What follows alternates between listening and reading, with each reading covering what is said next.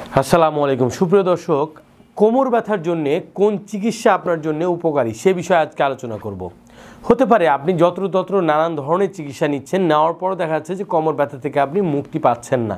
দর্শক, আজকে আমরা জানাবো যে কোমর ব্যথার জন্য কোন চিকিৎসাটা আপনার লাইফের জন্য উপকারী হবে বা আপনার লাইফের জন্য সেভ হবে।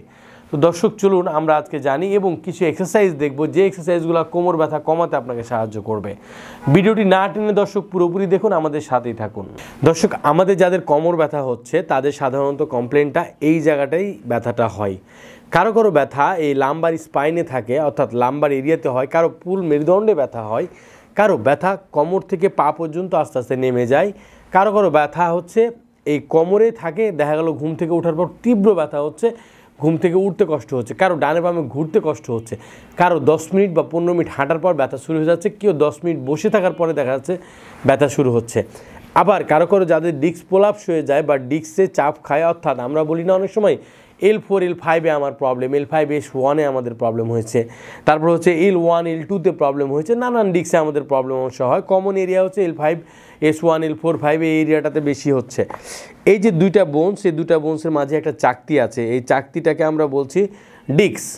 ডিস্কটা হচ্ছে গঠিত অ্যানুলাস ফাইব্রোসাস এবং নিউক্লিয়াস পালপোসাস দিয়ে। তো এই ডিস্কটা অনেক সময় বাল্জ হয়ে দেখেন এই লাল অংশটা বের হয়েছে, এই নার্ভ রুটে চাপ খাচ্ছে, এই জিনিসটাই হচ্ছে আমরা ডিস্ক প্রলাপস বলছি বা PLID বলছি। বা আপনারা অনেক সময় দেখেন MRI যে L5S1 L4 5-এ ডিস্ক প্রলাপস হয়েছে, তো সেটাই হচ্ছে এইটা। আমরা প্র্যাকটিক্যালি আপনাকে দেখানোর জন্য আমাদের এই লোকালটাতে আপনাদেরকে দেখাচ্ছি বা স্পাইনে আমরা দেখাচ্ছি। দর্শক, এখন এই প্রবলেম যদি আপনার হয় বা এই সিমটম যদি আপনি দেখেন যে ঝিঝি ভারবার অবশ পায়ে চলে যাচ্ছে, ব্যথার জন্য ডানে বামে ঘুরতে পারছেন না, অনেক কষ্ট হচ্ছে ব্যথায়, তখন কি করবেন? হ্যাঁ, ফার্স্ট স্টেজে আপনারা যেটা করেন যে ওষুধ খেয়ে ফেলেন।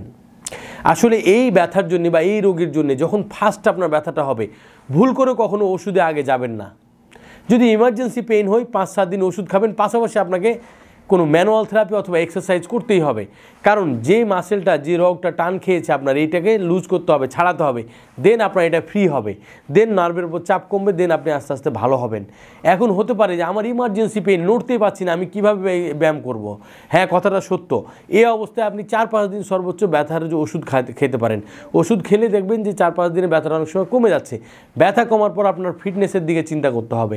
অনেক সময় আমাদের ওষুধ খাওয়ার পরে ব্যথাটা কমে যায় বা পুরোপুরি ভালো হয়ে যায়, কিন্তু আমার ফিটনেসের অভাব থাকে, অর্থাৎ আমার যে মাসেল, লিগামেন্ট, টেন্ডন বা রগে চাপ খেয়েছে বা ইন্টারনাল যে প্রবলেমগুলো রয়েছে এগুলো আমাদের কারেকশন হয় নাই। পরবর্তীতে কী হয়েছে, এই ব্যথা আবার 6 মাস, 5 বছর, 1 বছর, কারো 2 বছর, কারো 1 মাস পরে আবার ফিরে আসছে। পরবর্তীতে কী হচ্ছে, এটা আবার আপনি ওষুধ খেয়ে কন্ট্রোল করছেন। আসলে এইটা কোনোভাবেই করা যাবে না। এটা করলে যেটা হবে যে আপনি বারে বারে এই ডিস্ক প্রলাপসের দিকে ধাবিত হচ্ছেন। হালকা নর্মাল ব্যাক পেইন ছিল, মাসেল পর্যন্ত ইনভলভ ছিল, একসময় দেখা যাচ্ছে যে লিগামেন্ট, মাসেল, টেন্ডন পর্যন্ত ইনভলভ ছিল, এখন দেখা যাচ্ছে যে নার্ভে চলে গেছে বা রগে চাপ খেয়েছে বা ডিস্কে চাপ খেয়েছে বা আপনি আরও খারাপ পর্যায়ে এখন যাচ্ছেন। তো চলুন দর্শক, আমরা কথা না বলে এক্সারসাইজে চলে যাই। কোন এক্সারসাইজগুলো ফার্স্টে আমরা করতে পারি কোমর ব্যথা হলে? দর্শক, ফার্স্ট যে আমরা ব্যায়ামটা করতে পারি বা করব সেটা হলো পাটাকে এভাবে একটু বাইরে নিব। বাইরে নেওয়ার পর, কারণ আমাদের কোয়াড্রিসেপ অনেক সময় টাইট থাকে, যে কারণে কোমর ব্যথাটা হয়ে থাকে। বেসিক্যালি যারা বসে কাজ করছেন তাদের জন্য এই প্রবলেমটা হয়। এইভাবে পাটাকে দেখুন বাইরের দিকে আমি নিয়েছি, নেওয়ার পর এইভাবে রাখছি।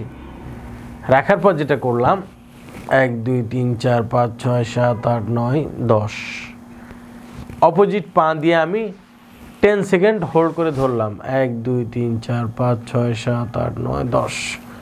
এরপরে সেম কাজটা আমরা এই পায়েও করতে হবে। একইভাবে পাটা আমরা এভাবে নিব, অপোজিট পা দিয়ে এভাবে চাপ দিয়ে 1 2 3 4 5 6 7 8 9 10, অর্থাৎ 10 সেকেন্ড হোল্ড করব। এটা আরেকটু করতে পারেন যারা হচ্ছে দীর্ঘ সময় থাকা যায় সম্ভব, এভাবে হোল্ড করে বা এভাবে পা দিয়ে চাপ দিয়ে 30 সেকেন্ডও থাকা যেতে পারে। 30 সেকেন্ড যদি থাকেন বা 30 গণেন একসাথে, তাহলেও খুব ভালো হয়, এতে স্ট্রেসটা ভালো হয় এবং ইমপ্রুভমেন্টটা ভালো পাবেন। এই ব্যায়াম 1 নাম্বার গেল আমাদের। 2 পায়ে এই 1 নাম্বার ব্যায়ামটা আমরা করব। দ্বিতীয় এক্সারসাইজ আমরা করব, কাত হয়ে গিয়ে পাটাকে এভাবে ধরে নিব, নিয়ে টান দিয়ে 1 2 3 4 5 6 7 8 9 10 আবার সোজা করে ফেলবো। এই কাজটা সেম আমরা এইভাবে এই পায়েও করব। এরপরে দর্শক দুইটা পা আমাদের এভাবে নেবেন, ভাঁজ করে নেওয়ার পর কোমরটাকে এভাবে উঁচু করে ধরতে হবে। ধরার পর এভাবে ধরে 1 2 3 4 5 6 7 8 9 10 ছেড়ে দিবেন। এরপরে লাস্ট যেটা, পাটাকে 1 ফিট উঁচু করে ধরে 1 2 3 4 5 6 7 8 9 10 আবার ছেড়ে দিবেন। আবার 1 2 3 জাস্ট 1 ফিট উঠবে, আপনার বেড থেকে 1 ফিট উঁচু করবেন, অর্থাৎ 12 ইঞ্চি। 10 সেকেন্ড হোল্ড করে ছেড়ে দিবেন। এই হলো টোটাল আমাদের 4টা ব্যায়াম।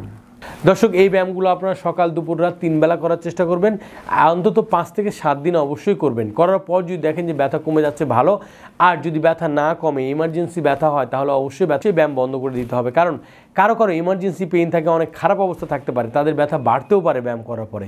তারা অবশ্যই ব্যায়ামগুলো বন্ধ করে দিয়ে নিকটস্থ কোনো ফিজিওথেরাপি চিকিৎসকের শরণাপন্ন হবেন। উনি আপনাকে ফিজিক্যাল অ্যাসেসমেন্ট করবে, করার পর বলে দিবে যে আপনি কোন এক্সারসাইজটা করতে পারবেন আর কোন কাজগুলো আপনার করলে ভালো হবে। দর্শক যারা প্রাকৃতিকভাবে লাইফ লিড করতে চাচ্ছেন বা প্রাকৃতিকভাবে জীবনযাপন করতে চাচ্ছেন, প্রকৃতির সাথে মিশে থাকতে চাচ্ছেন, তারা অবশ্যই এই সাইটগুলো বেছে নিতে পারেন যে এরকম কিছু এক্সারসাইজ বা ব্যায়াম করে নিজেকে ভালো রাখা বা ভালো থাকা। দর্শক যারা আমাদের এই ভিডিওটি দেখছেন তারা অবশ্যই ভিডিওটিতে একটি লাইক দিবেন, আমাদের চ্যানেলটি সাবস্ক্রাইব করবেন এবং আমাদের 3টি ব্রাঞ্চ আছে, একটি হচ্ছে চিটাগংয়ে এবং 2টি হচ্ছে ঢাকায়। ঢাকা মোহাম্মদপুরে একটা, গুলশানে একটা। যদি কোনো প্রয়োজন হয় আমাদের এই ব্রাঞ্চগুলো যোগাযোগ করতে পারেন, আমাদের স্ক্রিনে ফোন নাম্বার দেওয়া আছে, এখানে যোগাযোগ করলে অবশ্যই আপনাকে যে কোনো পরামর্শ যদি চান আমরা চেষ্টা করব হেল্প করার জন্য এই বিষয়ে তথ্য দিয়ে। দর্শক ভালো থাকবেন, সুস্থ থাকবেন, আজ এ পর্যন্তই। আসসালামু আলাইকুম।